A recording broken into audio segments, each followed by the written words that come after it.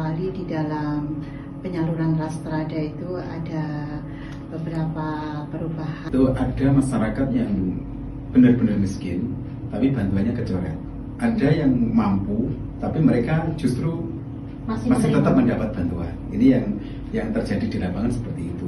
Kita berharap Rastrada kita perbaiki, ke depan kita perbaiki, artinya yang benar-benar mampu nggak usah dikasih, yang benar-benar tidak mampu data lagi. Memang banyak yang mereka sudah tidak bisa bekerja, ini tidak bisa melakukan apapun, kemudian dia tidak mendapat bantuan, ini kita berikan bantuan.